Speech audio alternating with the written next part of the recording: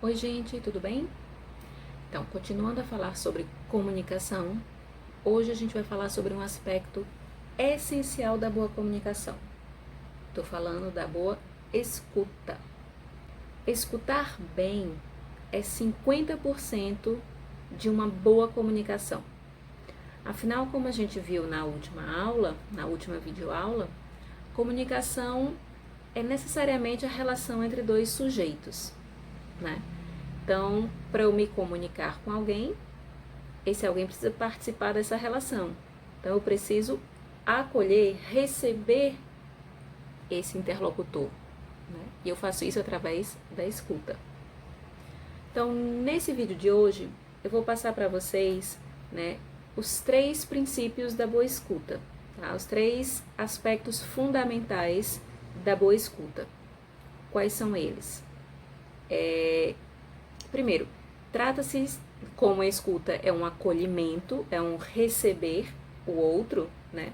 Para receber eu preciso estar aberto.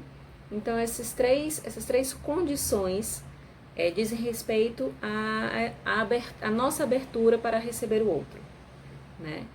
A nossa disponibilidade para receber o outro. Então, que disponibilidade é essa? Né? Que 3 disponibilidades são essas? Então, é uma disponibilidade física, uma disponibilidade mental e uma disponibilidade que eu chamo de espiritual. Vamos entender mais sobre essas 3 condições da boa escuta? Bora lá!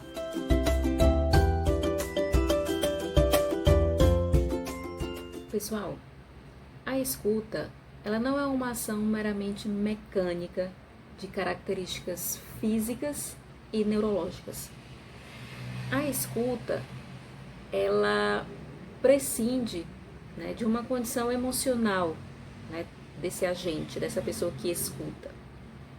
Então, essa pessoa que escuta precisa ter algumas condições, algumas características, né, emocionais para realizar uma boa escuta. Afinal de contas, a escuta é a acolhida, é receber o outro, né? E como bem devem saber, né, os psicólogos, né, os psicanalistas que escutam muito, então você precisa ter um bom preparo aí para poder receber esse interlocutor. Preparado, né, a gente pode passar a conhecer as 3 condições que eu mencionei. E a gente vai começar pela disponibilidade física, tá? Um primeiro gesto, né, que sinaliza para o meu interlocutor que eu estou acolhendo o que eu estou recebendo, né, que eu estou interessada no que ele tem a me dizer, é eu me voltar para ele, né? Eu deixar o que eu estou fazendo e me voltar para ele, olhar para ele, estar com o corpo virado para ele, né? Isso é um primeiro sinal que dá um certo conforto ao interlocutor, que interpreta da seguinte forma: opa, alguém está de fato me ouvindo, interessado no que eu estou dizendo, né? É dessa forma que o interlocutor lê este meu gesto físico, né, de estar voltado para ele. Querem um exemplo?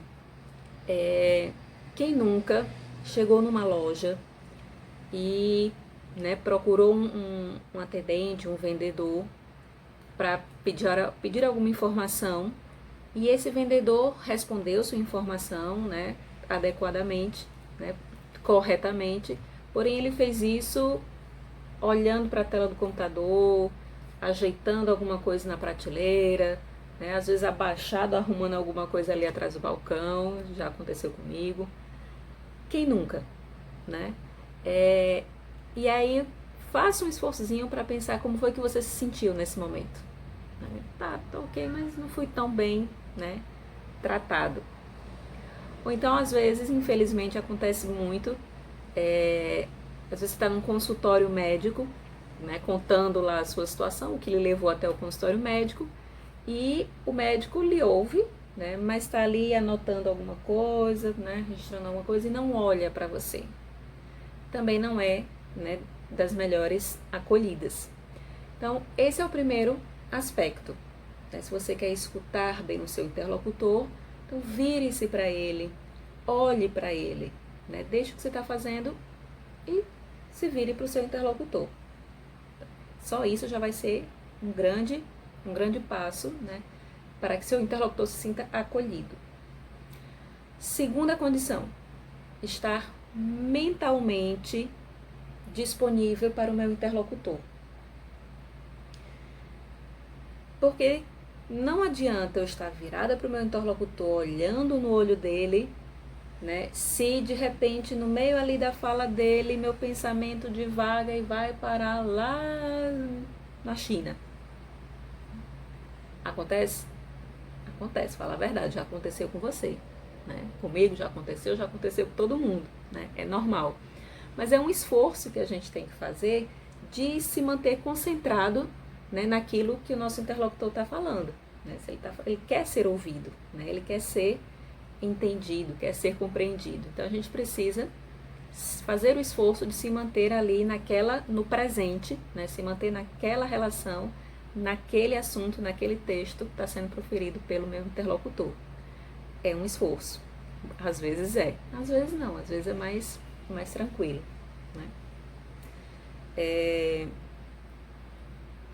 Terceira condição é a que eu chamo de uma abertura espiritual, né? E vou explicar, não tem nada de paranormal, de outro mundo não, tá?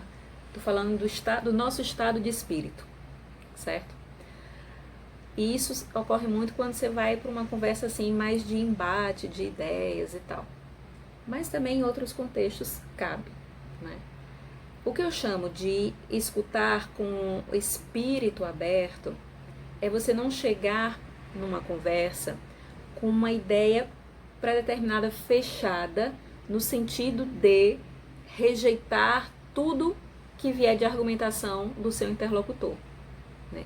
Você está com o espírito aberto para ouvir, para escutar, para tentar entender o posicionamento desse interlocutor, né?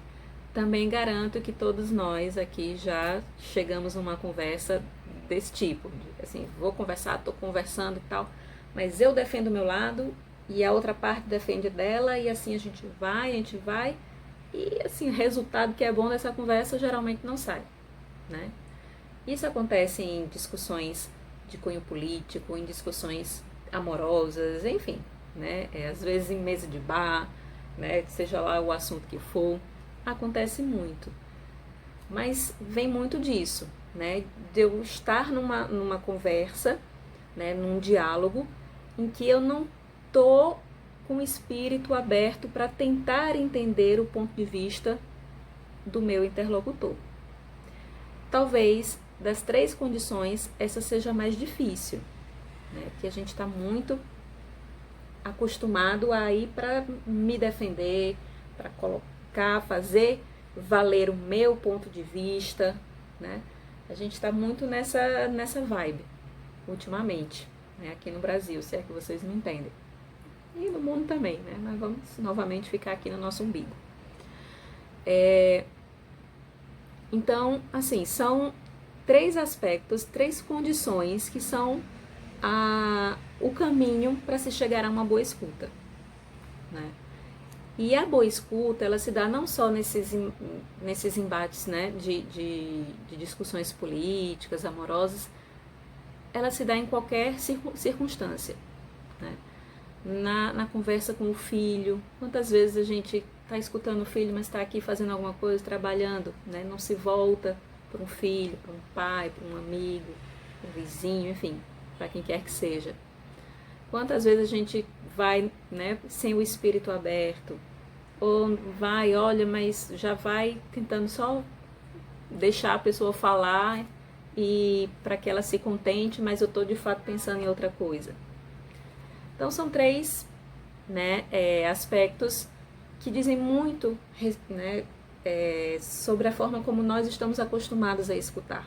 Então, se a gente corrigir esses três aspectos, essas três condições, a gente vai ter dado um grande passo, né, para melhorar essa habilidade humana tão importante que é a comunicação.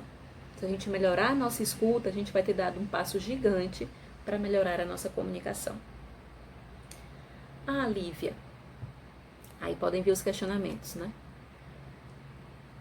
Primeiro, Lívia, mas aí está falando, né, uma escuta ideal, né? Quem vai fazer isso, né, o tempo todo e tal? Primeira coisa, eu não disse que era fácil, né, em momento algum. Inclusive vou dizer aqui expressamente, é difícil, né, realizar a boa escuta. Mas é uma questão de treinamento, de autopercepção, da gente se perceber como sou eu num processo de diálogo, como é a minha escuta, né? Como é que eu me comporto nessa posição de pessoa que está escutando. É se perceber, se analisar, e o passo seguinte é o esforço de tentar mudar aquilo que a gente identificou que não está legal, né? Então não é fácil, não é. Podemos avançar? Podemos. Vamos chegar ao ponto de sempre escutar dessa forma? Acho difícil. Mas se a gente, né, conseguir melhorar, já valeu a pena, não é mesmo? Então, o primeiro questionamento. Lívia, isso é muito difícil, isso não é alcançável. É difícil, né? Difícil é, mas precisa ser buscado. Segundo questionamento. Sim, mas eu tenho sempre que entender o outro lado? Ou melhor, eu tenho sempre que concordar, né, com o outro lado? Não. Quando eu falo de ter o espírito aberto, é para você não ir fechado para uma conversa. Isso não quer dizer que você não vai com a sua criticidade, com os seus pensamentos, com os seus valores, com as suas concepções. Sim, você vai, né? Não quer dizer que você tem que aceitar tudo e concordar com tudo que o seu interlocutor diz. Significa que você não tem que ir fechado para o que vem dele. São coisas bem diferentes, não é? E aí, a continuidade desse tema da escuta, para quem é meu aluno, a gente vai ver nas aulas seguintes, né? E para quem não é, fica aí a dica para procurar, né, na internet, talvez eu até faça um vídeo mais para frente sobre isso. Se a gente escuta bem, né, desenvolvemos bem essa habilidade da escuta, o próximo passo é a gente ter uma comunicação assertiva. Procurem aí, comunicação assertiva, né? Meus alunos, vamos falar sobre isso nas próximas aulas. Beleza? Então é isso, meus queridos. Essa foi a dica, né? Dica difícil, mas uma boa dica para a gente melhorar a nossa escuta. Estarmos fisicamente disponíveis, mentalmente disponíveis e presentes e espiritualmente abertos, né, ao que vem do nosso interlocutor. E para fechar esse videozinho, vou deixar aqui um vídeo, um trecho de um episódio da série da GNT chamado Meias Palavras, né? Foi uma série de 7 episódios. Um dos episódios falava exclusivamente sobre a escuta. E nesse episódio, teve uma pessoa, se não me engano, ele é um comediante, agora me fugiu o nome, que trouxe um depoimento, né, uma fala sobre a escuta bem interessante, principalmente para nós que somos, né, da grande área da hospitalidade. Então, eu vou concluir esse vídeo deixando vocês aí com essa bonita citação, né? Ouçam aí, certo? Beijo, tchau e até a próxima. Ouvir é um atributo físico. Agora, escutar é ter interesse, é permitir que o outro te habite. Escutar começa pela hospitalidade, uma hospitalidade real, assim. Permitir que você me habite com a sua língua, com seus hábitos, do seu jeito, para que a partir disso eu possa começar a cuidar de você, porque a hora que eu te hospedo, eu começo a entrar em contato com as suas mazelas. Acho que tem a ver que a gente está o tempo inteiro em competição com o outro. Não é à toa que a gente tenha tanta gente que usa essa expressão, eu vou além e digo mais, porque você tem ser mais importante, mais inteligente que o outro o tempo inteiro. Então esse estado de competição sem fim me faz colocar uma barreira em direção ao outro, porque uma pessoa que eu tenho que vencer, eu não vou abrir uma ponte, eu vou colocar um muro. Mas esse muro, a fundação desse muro não está aqui fora, está aqui dentro, porque eu não me permito, a gente não se permite escutar algumas coisas aqui de dentro. Então a gente vai criando tantos muros dentro que a gente vai se encolhendo, vivendo de um pequeno pátio de liberdade ali. E é com esse pátio que eu me comunico com o outro, esse pedacinho. Então, como eu vou menor para o outro, eu acabo recebendo o outro do tamanho que eu enxergo, não do tamanho que ele é.